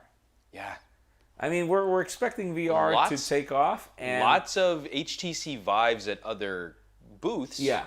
Which is good. That's good. That's good for HTC. But what we saw were a lot of people using VR, but not companies really building on VR. I feel that VR is still far. I had the opportunity to test the HTC Vive. I sadly had to return it. Yeah. I hate that. It was beautiful But, hardware. I feel that Acer is nailing a key point. I did not like the HTC Vive's resolution. Yeah. We were at the Galaxy Note 7 event where we had to put on the Gear VR as well to watch the presentation. That resolution was terrible. Was not good. And this is a conversation that I've been having online a lot where I want to see us moving up to higher resolution phone screens. Yeah. Even if, because we can both sit here and say, 1080p is fine for your normal daily phone usage. It's fine. For a phone, it's fine. But if we're going to keep putting phones into other roles, we need to accept the fact that resolution has to climb when you start adding magnification and putting the phone inches away from your face. And here's the thing, manufacturers. Do us a favor. Why don't you just revive either the PDA or the music player or, sort of like the iPod Touch. If we don't have a problem because we've got multiple phones in a drawer. Right. We have multiple phones on this couch. Yeah, and I could totally just snap whatever phone I want to my Gear VR and play with it. Right. But the average consumer doesn't really have multiple phones. And the average consumer shouldn't be expected to. So why don't we just figure out a way to either add a display to these Gear VR or whatever, or let's just launch like really good resolution but not a phone, because the problem with adding more resolution to a phone is battery life. So it's not that I disagree. It's that we haven't really tested it yet. We've only had one phone that didn't properly display 4K at all times. Yeah. And it was a first generation panel. Yeah. And it was a first generation LCD on a Qualcomm 810. Yeah. Now that Sony Z5 Premium got terrible battery life, but for the most part, it was still getting slightly better battery life than a OnePlus 3. Yeah, I guess the point that I'm trying to make... So I feel like if we could get 2 more generations of 4K screen panels out there, because look at what happened when the G3 went to Quad HD. Yeah. Battery life was terrible. Performance was right at the limits of that processor. But that screen was terrible because of the over-sharpening. And then what happened that same year, we got the Note 4. Yeah. So who has the better screen technology, LG or Samsung? Samsung. Right? So what we've seen is there are Quad HD screens out there that can outperform 1080p counterparts if they're properly optimized and you have a power-efficient panel, but we won't get there with 4K screens until we really start building and manufacturing. But I guess the point that I'm trying to make is this. Samsung gave away Gear VRs like crazy with the launch of the Galaxy S7 and Galaxy S7 Edge. How many people do you know actually use those Gear VRs? Nope. Nobody uses them. Nobody uses them because the whole concept of snapping your phone, which is pretty much... So the problem is you snap your phone on your face, but then obviously you're still getting Instagram notifications and Facebook and this and that. And there are people that actually care about these things. No, totally. And so... Some people we care about those things. You do, not me. But I guess the point that I'm trying to make is people don't really want to snap their phones on their face because they also want... How about if people get a phone call? Yeah. You need to be able to interact with that device. You need to be able to interact with that device. Dedicated to this one usage. Exactly. So I feel LG came up with the best solution. With the best idea, which is USB-C through a visor that you can simply... With its own screen, its own screen. And so that's the idea that I was trying to pitch. Could we please just figure out a way to snap a screen on these things and not make it so expensive and have it connect through USB-C to the phone? If I get a call, I take it off. Yeah. I interact with my phone, except it's just so cumbersome to have to unsnap the phone from your face. I'm hoping that when we see... Oh, I'm sorry. Please finish your point. And two, how heavy is the damn Gear VR? Well, and especially once you start throwing notes in there. Well, yeah. I mean, we were at the event of the Galaxy Note 7, and they had Galaxy Note 5 snapped on those things. There was no way I was just... So if I don't know if you noticed, because I was actually secretly shooting video of you with your gear on your face. I know. Because you just look silly. You were recording my mouth tick. I wasn't going to point that out, but it was, so I did. I know. But I've been doing that since I was a child. But you're absolutely right, because, I wear hats. People know this about my online persona. And leaving that thing strapped on my face, even with that top headband, it's so front heavy that I end up just sort of curling up all of the straps and then just holding it with one hand, cardboard style. Yeah. Right? I'm not going to sit here and wear that on my head. No. I'm not. And just the whole process of snapping and unsnapping is cumbersome. And so I am so sad that LG's G5 was a flop. because I feel that was the best implementation of VR. But even for the G5 being a flop, I am shocked that that headset never seemed to make it into any type of legitimate retail channel in North America. No.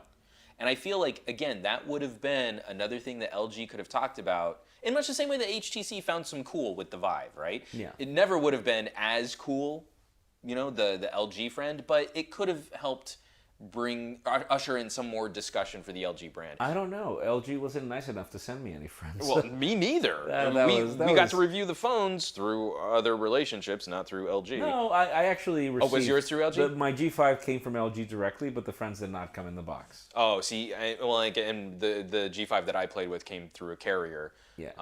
Mine was AT&T, and so that's where I got my G5 from. But I just like, you know, at Showstoppers, I got to talk to the guys over at Vuzix. Yeah. And like they've got this really great cinema headset. It's not really VR, but it is VR compliant. And it's not prohibitively expensive. It's like about half the price of like a really high-end VR headset solution. And you start playing with stuff like that, and you're like, I really want to remove the phone from the equation if I can't get that ultra high resolution. Well, first of all, I just want an ultra high resolution anyway. I feel phones don't belong there, but I also feel that the whole concept of the HTC Vive, it's just too complicated. Okay. Setting up the Vive is too complicated. The computer alone is too expensive. Well, yeah, because you need a real PC to Again, power that I thing. feel that it's been interesting to spend, you know, for us, we've been together for almost 9 days already. Right. I have never met somebody that plays games so much on his phone than Juan. I am addicted to Marvel Future Fight. It's funny. I feel people know this I'm about serious. me. I have never met somebody that plays so much on their phones. I feel that you have just added an extra notch of credibility over your testing of how a phone performs with gaming, because I don't. Because I really do it. I really do. Like, I have not met anybody playing so much. But I guess the point that I'm trying to make is there is a compelling case for people that actually use their phones for games. Right. And think about it. In the case of the Vive, I really won't care about it because I love the Vive as a concept and I love how immersive it was and everything, but it was really head heavy. It's really expensive. It requires an expensive computer and it requires a room. I literally had to move my bed to be able to fit the Vive's specifications. Right. Well, and I thought your solution was really novel too in using those stands. Yeah, using the stand so that I could just move them away, because in New York City, real estate is a problem. Space is a problem. 2, what's the problem with Gear VR? It's too head heavy, and I don't want to snap my phone into that, and I can't really charge it while it's there, so it defeats the purpose. And for all of that effort, it's not good looking. No, and then the controller is a problem. It wasn't included with the Gear VR. Right. So there's another usage scenario, and the fact that you need to buy a controller, et cetera, for most cases if you want to play. I feel that we should find a middle ground for VR. Mm-hmm. Not too overbearing as in the case of the Vive, not too clunky as in the case of Gear VR. I feel that LG's solution is the best. Give me a simple visor with USB-C. Yeah. I mean, if resolution on both the Vive but don't you also feel like VR as a product unto itself might be an evolutionary dead end once we start playing with more augmented reality? Yeah, it could be. And so I think that there's every opportunity for AR to influence everything that we interact with. True. Like photo apps and video apps and all these other things that are out. Yeah. I mean, I think Pokemon Go showed us, like, you can actually convince people to go out. But think about it. If LG gave you that 360 friend for a transatlantic flight, wouldn't you want to use that? Oh, totally. I would totally prefer to use that. I would never be caught dead putting on a Gear VR on a plane. It's not going to happen. Well, and that's also why I love some of these other products. It's like a visor that has a video feed in it. Yeah. It's not quite as closed off from the rest of the world, but I think there are some compelling solutions in there. But no, I agree. There was definitely a lot. There's a lot that's kind of funny about that. But it kind of wraps up with what we were talking about for IFA and appliances, where I think we saw some more successful innovation. Yeah. Well, first off, because I know we're gonna wrap up with wearables again. Yeah. So another sort of IoT solution, but we do owe some time to Lenovo. Or you want to wrap up with Lenovo? No, let's talk about Lenovo. I want to wrap up because the last thing that I was really super excited about were those other watches. Yeah. So let's cover Lenovo because Yoga Book was a very interesting product. So by the way, listeners, if you rewind to the MWC podcast that we made, right. We were really stoked about a tablet we could not talk about. And now that was the Yoga Book. We've known about this product since MWC. Ever since then, the whole concept of a hybrid type keyboard that can also serve to draw, that can also serve for you to put a piece of paper on it. I feel that it has a lot of future. For the price tag that they're asking for, I would rather buy that than an iPad. Really? Yes. Really? That's Yes. interesting. Now, the question is, would you go Windows or Android? Windows. That did not take any time. I would go Windows. I'm sorry, it's just Android tablets are sucky. Windows 10 may be a little... I mean, I don't disagree, but I know that we have a lot of Android fans out there, and you know, the whole Windows thing. Yeah, so I too, me personally, I would definitely prefer the Windows variant also. I would go for the Windows variant. I just feel that the Yoga Book, if they would have priced that thing at $1,000, it would be dead on arrival. Totally. But it is, what is $500? Well, it's more expensive for the Windows version. I don't have pricing up in front of me right now. But and I my mean, Wi-Fi think about hotspot it. just So kicked off this again. thing is a keyboard when you want it, and it's got predictive text. So it's pretty much like typing on an iPad display, which is fine. Yeah.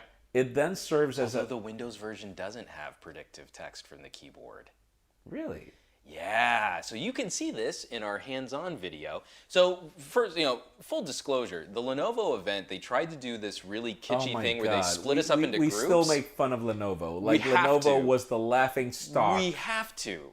Because we're fans of these products, but this event The presentation was terrible. Was terrible. So we both didn't get to spend the same amount of time. You got to spend more time with the the Z. Hasselblad Yeah, and the the Hasselblad. Z Play. Yeah. I got to spend more time with the Yoga Book. And so this is why, now that we're finally coming together at the end of IFA, I'm getting to tell you about this. Yeah, because on the podcast. I'll admit. So that was one of the few differences is that for whatever reason, Android can handle predictive text from a hardware keyboard better than Windows 10 can. Okay. So when you pull up the software keyboard in Windows 10, you get predictive text through Windows 10's keyboard. The second you go to hardware, Windows assumes you know what you're doing, and it takes that feature that's away. the first thing when the engineers. So we were asked for a little feedback. So what do you think? Yeah. And my original feedback would be okay. The only reason why I'm able to type in an iPad keyboard is because of predictive text. Yep. But in the prototype that they showed us that was running Android, it didn't have any. Oh, see, that would have been terrible. So I was like, if you don't add predictive text to this thing, Because forget there's it. no tactile feedback. This There's is a no tactile. smooth Even surface. if it vibrates, it doesn't really matter. I mean, Exactly. I learned. I don't know if you say it the same way in English. In Spanish, it's mecanografía. Learning to Oh, type. okay. Yeah. I assume it's mecanography or whatever. I assume. I don't know that that's a word, but okay. Or typography or whatever, but it's mecanografía. It's in español. I learned that when I was in 7th grade. They gave me 6 months of that. 6 months of that before my first computer class, back in the 486 processor days. Wow, good times. So I learned in a true typing machine Right. how to type, like the full blown. You have to push the button all the way in. Most of you do not even remember this, but I had to learn how to type in one of these things. And so the initial thing they taught you was how to align your fingers and how to guide yourself from the finger indicators. From your home keys. Yes, exactly. And so you can't feel that here. So you have no frame of reference. Nope. There is no, and so there aren't even like, because you've played with some of those like the keyboard for the Surface. Yeah. Where they have what is it? It's the type or the touch cover. The type cover. I have the type cover. With the actual keys keyboard on it. But the touch cover has like little nubs where each key is. There's nothing like this here because it also has to double as a flat surface for drawing on. Exactly. So they can't have even just the home key little nubbins. So No, that you can don't have find it. It's literally nothing. drawn on the display. So it reminds me of, and only a few people are going to catch this reference that are our age or older, David Warner's character in Tron had an all-glass table that the keyboard was laser projected from underneath. Yeah. that's what this is kind of like typing on. Yeah. It would be like typing on a completely smooth, flat, featureless surface. And I'm actually not. I'm not excited over that. Me neither. As much as I am. Okay, so this is the reason why I don't like styluses. Styluses? Or styluses. The reason why I don't like writing on the glass displays is because it does not feel natural. Right. This is a matte display. Mm-hmm. So drawing over this does feel like drawing over paper. Yeah.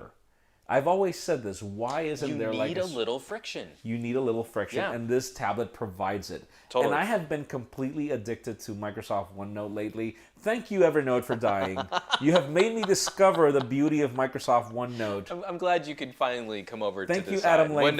Thank you, Adam Lane, for spending the last. last 3 years recommending OneNote on every tweet that I could think of. And yes, Microsoft OneNote is awesome. We finally converted him, ladies and gentlemen. It's You awesome. heard it here. I'm sorry. The ability to be able to draw over my notes, highlight, and just, it's beautiful. But the point being here is, I guess I'm going Android then. Predictive type, I'm sorry, but the only reason why software keyboards took off with the iPhone, software keyboards have existed since the Palm days. Yep. But the only reason why the iPhone keyboard became so popular was because it was the first one with predictive typing. And good, yeah.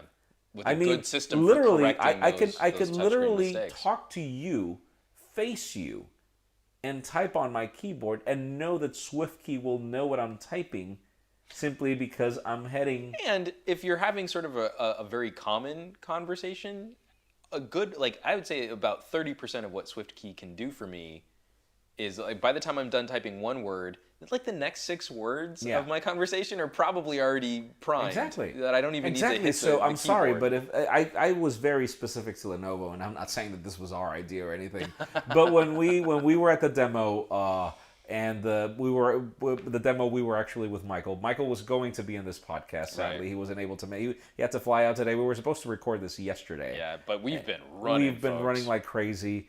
But the point of being is, I remember we were sitting there and the engineer was there and is there predicting typing, and the guy looked at me and he was like, no. And I was like, if you don't build it into this thing, right, it's gonna be dead on arrival. Yeah. Imagine all your work being thrown down the toilet. Well, because again, it definitely addresses an ergonomic issue. Same thing we would talk about like with cars. You like to be able to feel where you're at, and if you can't, you need help. Yes. You need something to No, also guide listen, the I- experience. like, And for example- so at least for the Android side of the equation, like I think that they've handled that really well. I was driving a Hyundai Santa Fe last year. Oh, is it the little sport ute? Well, yeah, the SUV. Yeah, That's the yeah. car Okay, that I okay. was driving last year. And dude, like it's got the displays, the radio interaction is on the display. It's a glass display.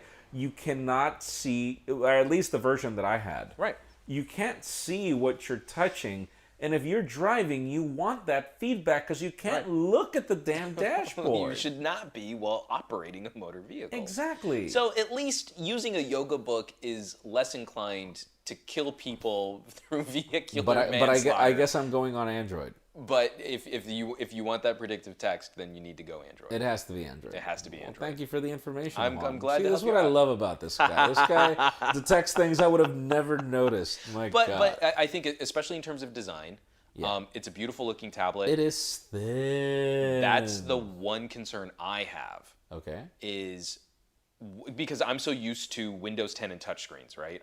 My notes machine here is a razor blade with a touchscreen. I mean, I'm on board. I've signed up for Windows 10 in multi-mode usage.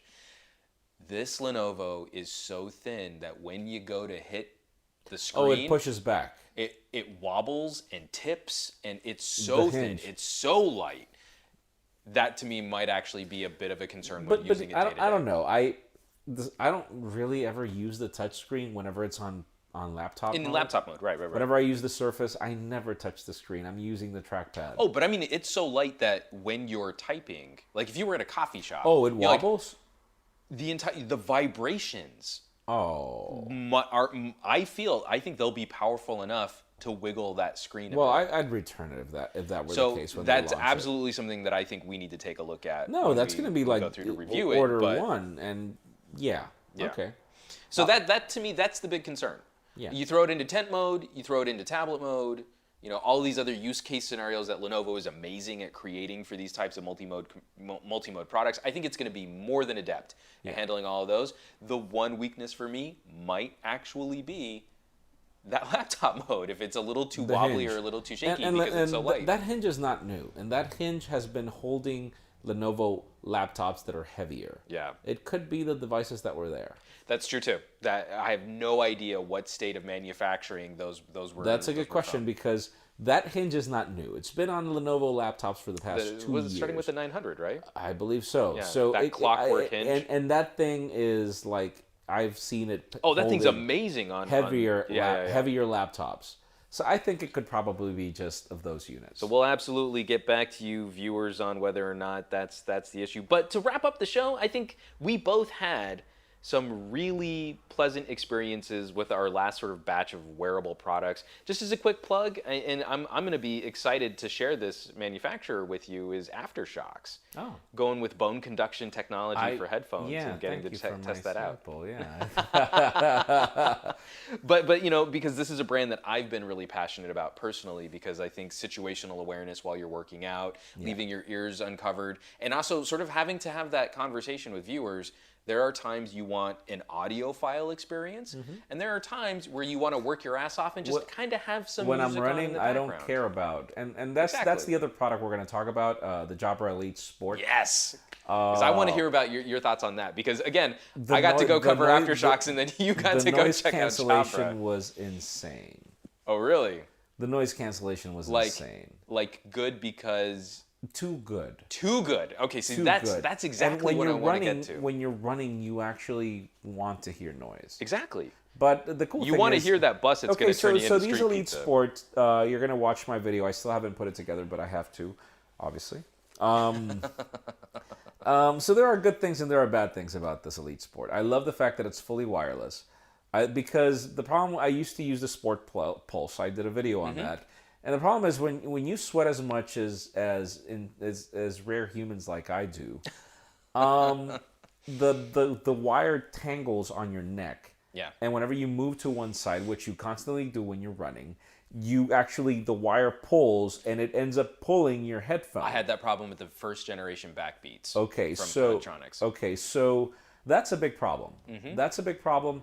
I liked everything else about those headphones. So for me to have the wireless experience is awesome. Yeah. 1, 2, the charger is not on the headphones. So I've had a couple of headphones pretty much melt.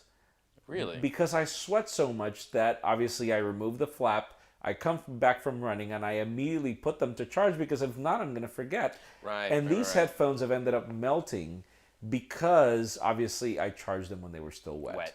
So these Jabras are not charged within the headphones. They have this case that charges them like the Jabra Eclipse. That's awesome. The technology for you to be able to use them as a regular Bluetooth headset when you walk out. Yeah.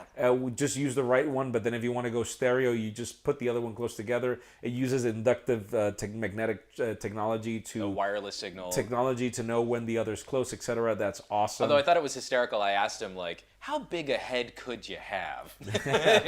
How wide could your head be before these things lose signal? And then the guy... He threw him for a second, but but then the guy looks at me and he's like, yeah, somewhere around there.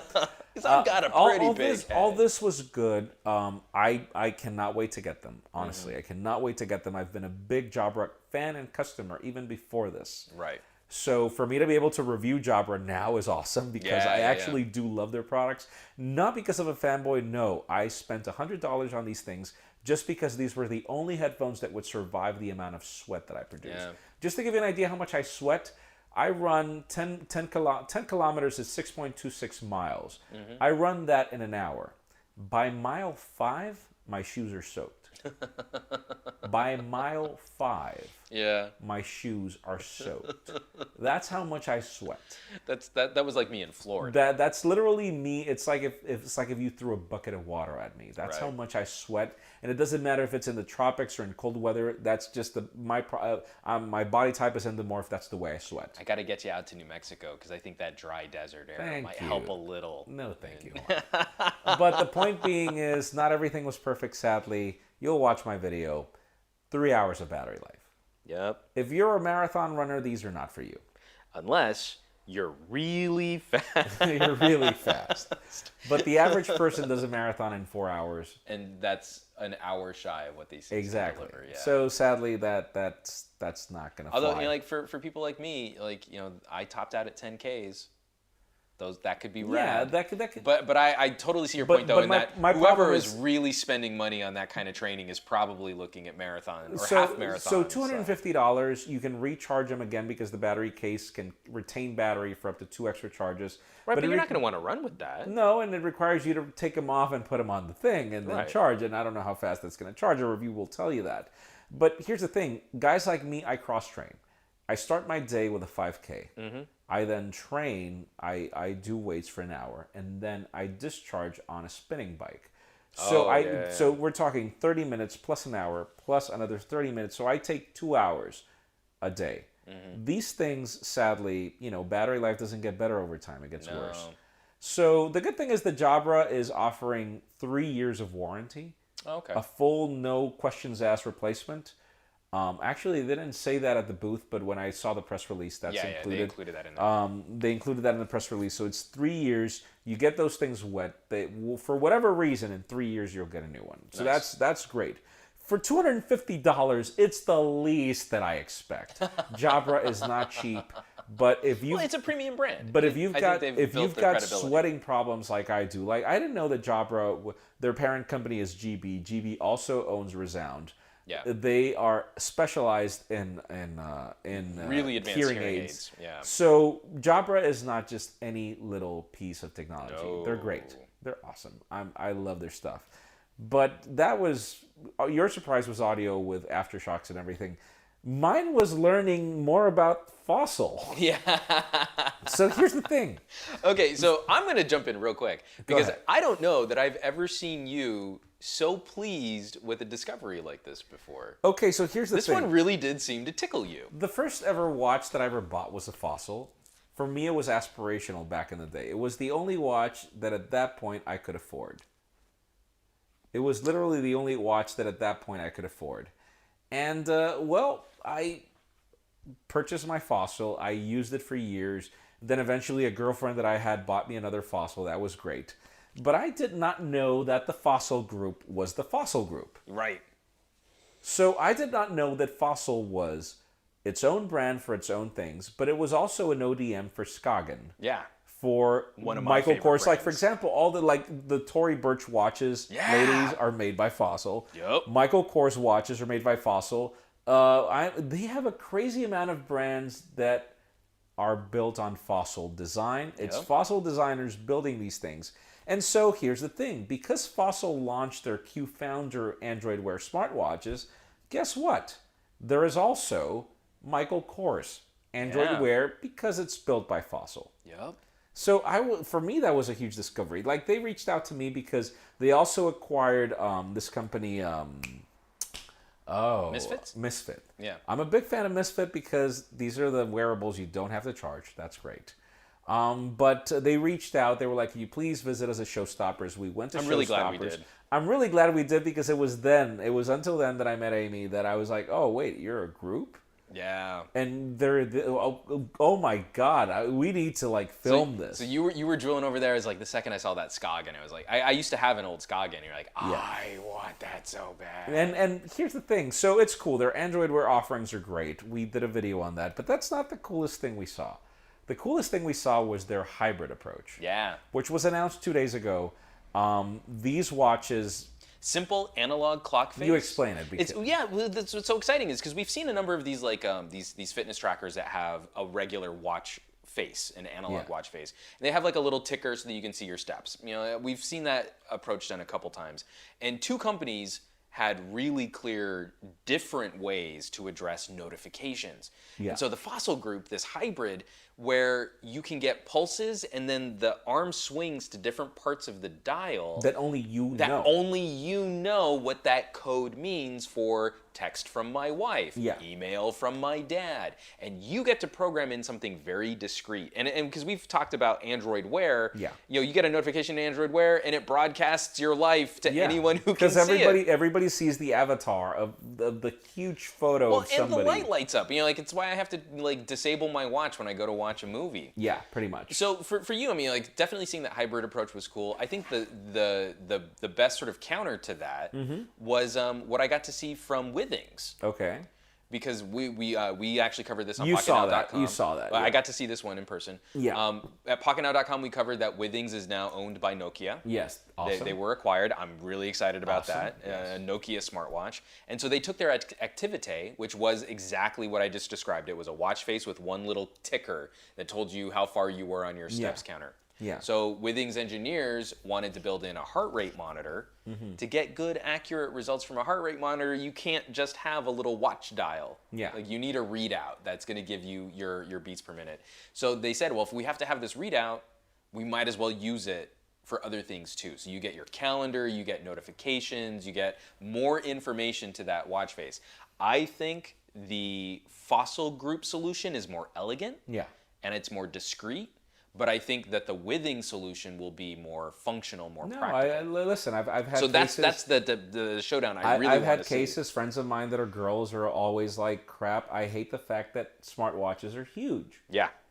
And now we've got a couple examples Yeah. of really clean, very simple, elegant, stylish, simple solutions for richer notifications, richer interactions, richer information. But you don't have to put up with the size or the problems with the battery life, because the Exactly. battery life on those Fossils and Scoggins lasts for 6 months. It's a CR2032 battery. And so for the Withings, it's going to be a rechargeable battery that lasts you up to 20 days. There you go. So, even my Pebble No. can't live up to that. Yeah. So, some really exciting stuff, getting to see that kind of stuff on the show floor. We're exhausted. I think we've talked enough. Yeah. I think we can put a pin in it. I think this show's done. And I think with good podcast. I mean, we actually This is a covered great everything. show, yeah. I mean, all of the things, we go into greater detail, youtube.com/pocketnow, pocketnow.com. You can see videos on everything that we've talked about for this podcast, if you want a little bit more information as to what's going on. But thank you everyone so much for tuning into this week's show. We'll be back into a regular format next week where we can interact with you guys live, take questions in real time. Yeah. We're still figuring out our solution for Google Hangouts. But again, if you want to participate with the show, hit that hashtag on Twitter, PNWeekly, hashtag PNWeekly, and we'll be able to keep track of all of your comments and questions. So folks, there you have it. Another episode of the Pocketnow Weekly has come and gone. The show is over, but the conversation continues on Twitter, where you can find Jules, who was not present for this podcast, as @PointJules. Jaime is Jaime_Rivera, and I am humbly at Some Gadget Guy. Pocketnow is around the web on Twitter, Instagram, Facebook, Google+, YouTube, and our home site, pocketnow.com. We're basically everywhere.